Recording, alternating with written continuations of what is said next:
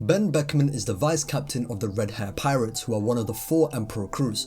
Despite being the right-hand man to one of the strongest figures, in the Volume 5 SBS, Oda first mentioned his name and said, "We don't even need to remember him."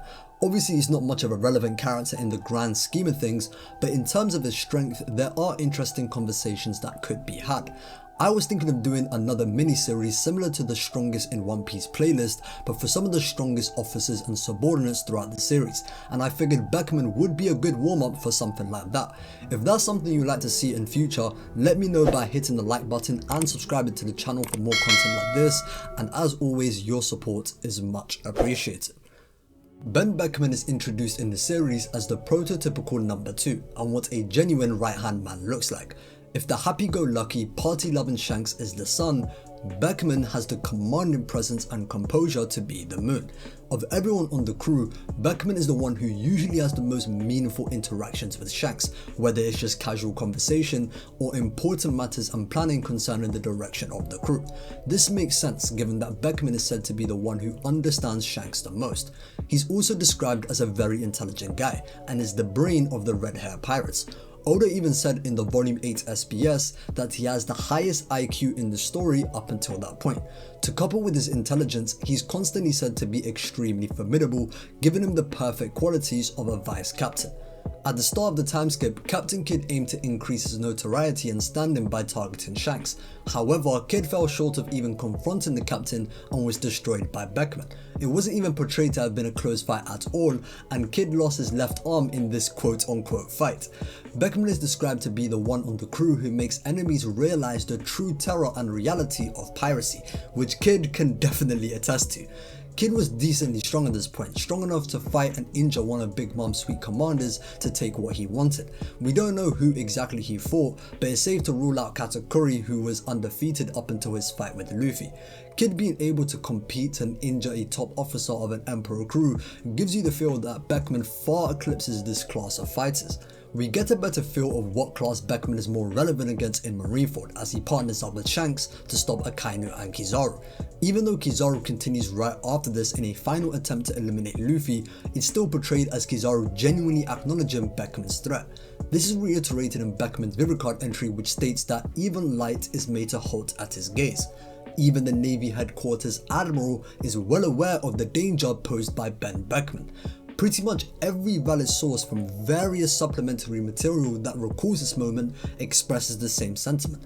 Just because Kizaru continued his pursuit of Luffy doesn't contradict this.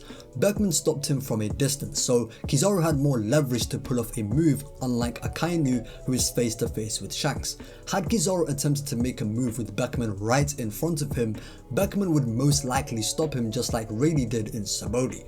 After the raid on Onigashima, Admiral Greenbull easily defeated King and Queen, who were still recovering from their injuries. Even though they weren't at 100%, it was still a 2v1, and according to Greenbull, someone of the class of an Admiral should be able to beat pirate subordinates like King and Queen. Even someone like Marco, who can stall and hold his own against top tiers due to his physical and regenerative abilities, still found it tough holding off both King and Queen for a prolonged period of time, whereas an Admiral should be able to beat the likes of King and Queen rather comfortably. When you directly compare how an Admiral views the likes of Beckman to the likes of King and Queen together, there's a night and day difference in the way they are portrayed. So unlike the majority of pirate subordinates, Beckman stands as more of a peer to the top tiers in the series rather than a complete inferior. Now in terms of how you translate what's been said up until this point to where Beckman is in the pecking order just depends to what extent the likes of Kizaru is actually wary of him. Kizaru, who was considered to be a really strong enemy by Luffy, was strong enough to scrap with Gear 5 and tough enough to endure several name techniques, including a Conqueror's Haki coated white star gun straight to the head. Gear 5 Luffy's Conqueror's Haki techniques are strong enough to deal lasting heavy damage to an endurance monster like Kaido. Even though Kizaru was knocked down by this, Oda implies in the SBS that he got up shortly after to give Luffy some food to rejuvenate him. Most people have accepted the reality at this point that Kizaru wasn't in the right mental state as he was tasked with eliminating a friend. Kizaru's video card entry reiterates this narrative, as Kizaru voices his mission out loud in an attempt to find his resolve despite his torn state of mind. It further states that Kizaru's mind was pushed to its breaking point after eliminating Vegapunk, which are the deep wounds he speaks of after being sent flying back to the marine ship. Luffy vs Kizaru wasn't one of those conventional climactic fights Luffy usually has, but rather was a battle of Luffy trying to hold off Kizaru to protect his crew so they can escape, whilst Kizaru was trying to get away from Luffy so he can complete his mission. Ultimately, Luffy's video card entry states that he had a more than even fight with Kizaru. So with Kizaru's immense speed, versatile light abilities, and physical toughness, he's portrayed as one who can put up a good fight with those of the Luffy and Kaido caliber of power had he been fully resolved. So if we use Kizaru as a benchmark, a low ball for Beckman would be that he could scrap the likes of Kizaru, cause a good amount of trouble and force him to exert himself, but ultimately lose without truly presenting a winning threat. A mid-ball would be that Beckman could scrap the likes of Kizaru, but it's more of a pitched fight. They're both forced to exert themselves. Beckman could deal critical damage, but towards the tail end of the fight, Kizaru starts to take the lead and close out the fight as the clear winner. A high ball would be that Beckman and Kizaru are having an even fight. They're both doing critical damage to each other, however the winner is unclear and could go either way depending on who you favour. Even if it goes one way the majority of the time, it's still an even fight, they're doing critical damage to each other, and is a drawn out fight where their limits are being tested. Personally, I think the mid and high ball interpretations are more likely than the low, given how Beckman has been portrayed. Beckman is confirmed to be a user of both armament and observation haki, and given that he's unlikely to be a user of a powerful devil fruit, he's most likely a user of conqueror's haki at the advanced level.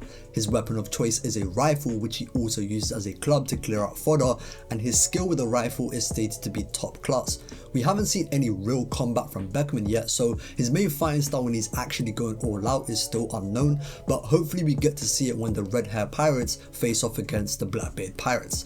Unlike the other Emperor crews, the red hair pirates are specifically famous and noted to have a high average bounty with the best balance of any crew with no soft targets.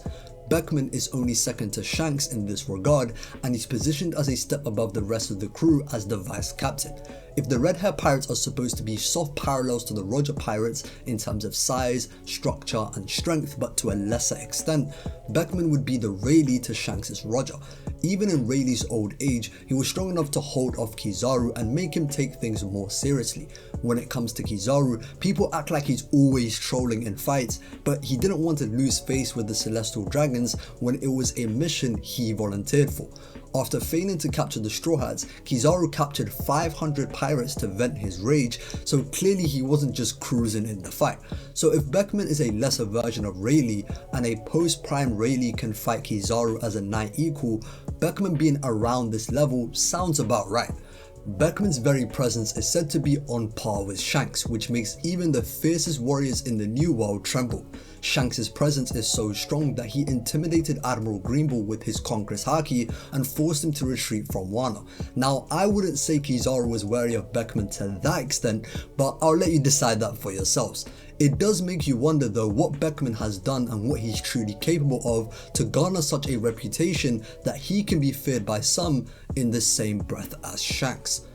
That's all for this one, so let me know what you think about Ben Beckman in the comments below. Do you think he could beat an Admiral? How close does his comparable presence to Shanks make him in terms of strength to his captain? Or is he just a daybook merchant that won't translate any of this hype into the manga and will be blasted with anti-feats when the time comes? Don't forget to like the video and subscribe to the channel if you enjoyed. I've been the one and only Zage, and until next time.